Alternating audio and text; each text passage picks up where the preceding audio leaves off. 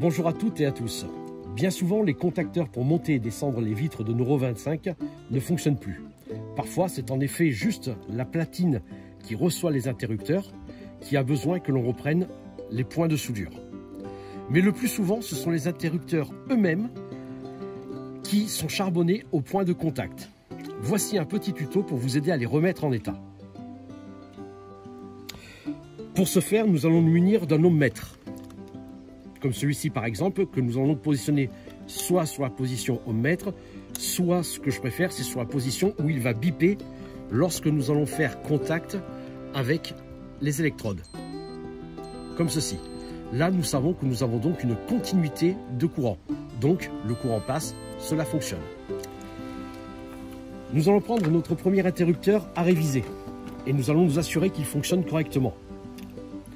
Nous allons garder ici le détrompeur qu'il n'y a pas de l'autre côté, donc sur le dessus.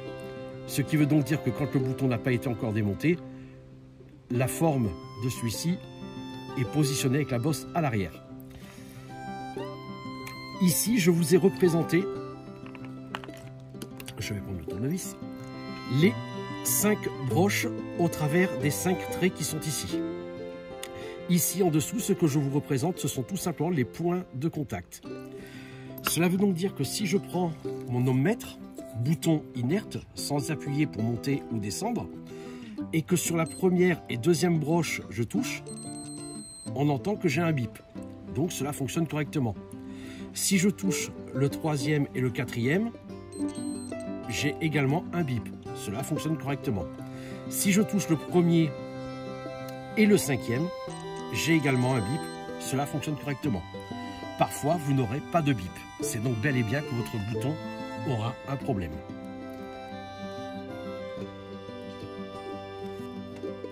Nous allons maintenant faire un deuxième essai. L'essai, c'est quand nous appuyons sur le bouton pour, par exemple, monter les vitres. On s'aperçoit que cette fois, les points de contact sont entre le premier et le troisième, entre le deuxième et le cinquième. Ainsi, c'est un petit peu moins facile. Voilà. Si je prends, que j'appuie et que je me mets sur le troisième, j'ai bien mon bip. Si par contre, je relâche mon bouton, je n'ai plus le bip. Preuve ici que mon bouton fonctionne correctement. Également, quand j'appuie, ou quand je n'appuie pas d'ailleurs, je dois avoir, entre le deuxième et le cinquième, également une continuité. Dernier point de contrôle, cette fois, c'est quand nous allons descendre la vitre, c'est-à-dire un appui sur la partie la plus bombée de notre bouton. Les points de contact sont entre le premier et la deuxième broche, entre la troisième et la cinquième broche. J'espère ne pas gâcher. Donc là, nous pouvons voir que c'est bon. Si j'appuie ici, je n'ai pas de bip, mais si je positionne comme ceci et que j'appuie sur le bouton, j'ai bien mon point de contact. Ce bouton fonctionne correctement. Alors même si ici notre bouton fonctionne correctement, nous pouvons avoir envie de le nettoyer. Et si bien entendu il ne fonctionne pas, il faut que nous le nettoyions. Pour ce faire, nous allons maintenant voir ensemble la procédure pour pouvoir rendre de nouveau cet interrupteur fonctionnel. Muni de notre petit tournevis, nous allons tout simplement tout doucement dégager ici au milieu, d'un côté, puis de l'autre, comme ceci. Voilà. Ensuite, nous allons enlever le porte-lampe, qui est ici. Nous pouvons nous apercevoir qu'il y a de chaque côté un petit bout de cuivre. Afin de ne pas l'abîmer, nous n'allons pas toucher à ce côté-là. Nous allons travailler de l'autre côté.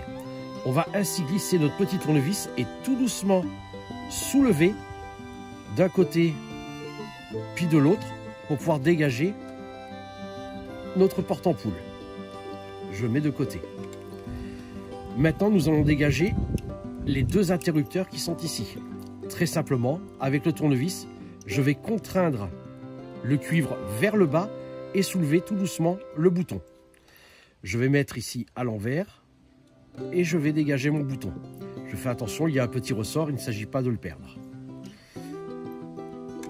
Je vais faire pareil de l'autre côté, alors sachant que peu importe le sens, hein, l'un peut aller à la place de l'autre, ça marchera de la même manière. Donc pareil, je contrains légèrement, je soulève un petit peu, je dégage, je mets à l'envers, je retire. Je mets de côté. Maintenant, nous allons dégager ici les deux lames en cuivre. Pour ce faire, nous allons prendre appui ici et enfoncer le tournevis dans la partie noire et faire levier de manière à dégager et soulever comme ceci. Voilà, le premier. Et nous allons faire pareil de l'autre côté. Comme ceci, voilà. Maintenant, notre bouton est point-cire totalement démonté. Tout au moins, cela nous suffira. Nous pouvons remarquer par exemple avec ce premier ici, qu'à ce point-là, qui est donc un point de contact, il est noir, c'est-à-dire qu'il est légèrement charbonné, un petit peu de crasse, un petit peu de faux contact, et du coup le courant passe moins bien. Notre bouton peut en effet continuer à fonctionner correctement, mais peut nous obliger à écraser un peu plus fort, de manière à rétablir le contact. C'est ce que nous allons donc nettoyer maintenant.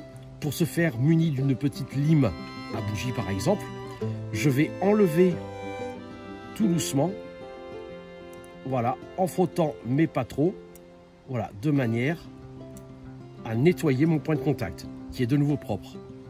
Je vais retourner, nous avons un deuxième point de contact qui est ici, juste derrière le tout premier que nous avons vu il y a un instant. Il n'est pas très sale, mais je vais lui mettre un tout petit coup de lime également, puisqu'on y est, de manière à nettoyer. Voilà, il est propre. Le premier est fait, je vais prendre le deuxième, je vais faire la même chose. Un petit coup de lime pour enlever la partie charbonnée. Voici, il est propre. Je retourne. On peut voir que de ce côté-là, par contre, je ne sais pas si ça se voit à la caméra, mais c'est un petit peu noir. Donc pareil, c'est charbonné. Un petit coup de lime. Voilà. J'ai enlevé la partie noire qui est charbonnée. Ces parties-là sont nettoyées, elles sont prêtes. Nous allons nous intéresser au cœur de l'interrupteur. Comme vous l'avez compris, nous avons donc ici, voilà, cette espèce de lame qui balance d'un côté et de l'autre. C'est-à-dire qu'elle fait contact d'un côté, contact de l'autre. Idem pour la deuxième. C'est tout simplement parce qu'à l'intérieur de notre bouton, nous avons 4 points de contact. Alors je vais prendre mon petit tournevis. 2 de côté ici et 2 de l'autre côté là. Avec notre petite lime à bougie, nous allons tout doucement, gentiment, puisque je ne peux pas voir si elles sont charbonnées ou non, les frotter, les nettoyer.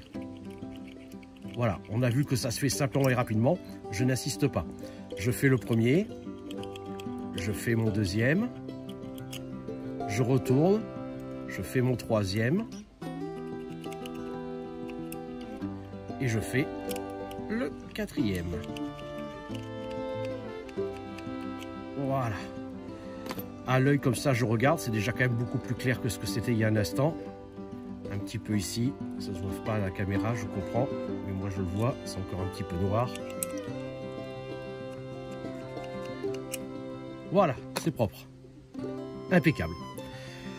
Nous n'avons plus qu'à passer à la dernière étape, c'est-à-dire le remontage.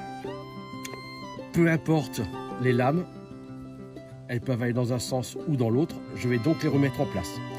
Pour les remettre en place, je vais faire en sorte que, compte tenu qu'elles se balancent, qu'elles soient la plus, je dirais, perpendiculaire possible. Et je vais enfoncer tout doucement, voilà, pour qu'elle reprenne sa place. Et je vais aller jusqu'au bout. J'ai un point dur parce que je ne suis pas à fond. Je ne sais pas si on voit, elle est plus enfoncée. Je vais donc l'enfoncer beaucoup plus. Alors, de ce côté-là, c'est pas facile. Et elle ne veut pas y aller. Alors, quand elle ne veut pas y aller, c'est très simple. C'est parce que justement, celui-ci qui se balance vient juste de se balancer, je viens de le voir, en arrière et bloque. Donc, il faut que je relève légèrement vers le haut, que je redébloque cette lame de manière à renfoncer. Donc, c'est ce que je vais faire maintenant. Je relève un tout petit peu, voilà, je l'ai dégagé. Je fais attention qu'elle se balance bien. Vous voyez, je n'étais pas suffisamment perpendiculaire, donc elle ne pouvait pas s'enfoncer. Voilà, je l'ai totalement enfoncée. On voit qu'elle est au même niveau que les autres.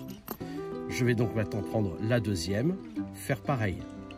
La remettre en place gentiment, être le plus perpendiculaire possible pour ne pas qu'elle aille se coincer. Alors c'est très simple, hein, je vous rassure, hein, mais des fois comme ça on bataille pour pas grand chose. Alors qu'en fait, ça rentre tout seul sans réellement forcer. Passe-moi le marteau s'il te plaît. Voilà, elle est prête à être enfoncée. Je fais en sorte d'être bien perpendiculaire. Voilà, j'enfonce. Et voilà, elle a trouvé sa place. Finalement, je n'ai pas eu besoin du marteau, on peut le ramasser. Nous allons maintenant pouvoir remonter indifféremment nos deux repousses cuivre, comme ceci. Le premier, le deuxième. Je vérifie l'un et l'autre. Tout fonctionne bien. Je reprends mon porte-lampe. Peu importe le sens. Oh, on peut peut-être faire une petite vérification. Avec l'ohmmètre que je remets dans la position où ça bip, je vais toucher de chaque côté mon cuivre. Ici, ça sonne. Cela veut donc dire que le courant passe, donc l'ampoule est en bon état. Si ça ne sonne pas, c'est que l'ampoule est grillée. Profitez-en pour la changer. Voilà, je vais donc maintenant la remettre en place. Peu importe le sens. Voilà, il suffit juste de bien viser au milieu. Je l'enfonce gentiment, elle est à sa place. Je reprends mon bouton dans le bon sens, c'est-à-dire avec le détrompeur sur le dessous, la partie lisse ici. Je reprends mon bouton, la partie montante à droite. Et je n'ai plus que pareil, gentiment, à enfoncer. Mon bouton est de nouveau fonctionnel. Il ne me reste plus qu'à reprendre ici mes valeurs et vérifier de nouveau avec l'ohmmètre que tous mes contacts soient corrects. Voilà, c'est terminé pour cette partie-là. Je reviens sur ma platine. Comme je le disais au tout début, si après avoir rétabli le fonctionnement correct de tous vos boutons, vos vitres ne montent toujours pas et ne descendent toujours pas, et après avoir vérifié malgré tout qu'en alimentant en direct le moteur de vos vitres, celle-ci fonctionne, c'est peut-être tout simplement que vous avez ce qu'on appelle une soudure sèche, c'est-à-dire une soudure qui s'est légèrement craquelée à un endroit et le courant ne passe plus. Il faut donc reprendre minutieusement toutes vos soudures. Ce n'est pas plus compliqué que ça. Fastidieux, mais pas compliqué. Voilà. J'espère encore une fois que ce tuto vous aura été utile et que vous pourrez donc vous dépanner facilement. Je vous remercie à tous. À bientôt.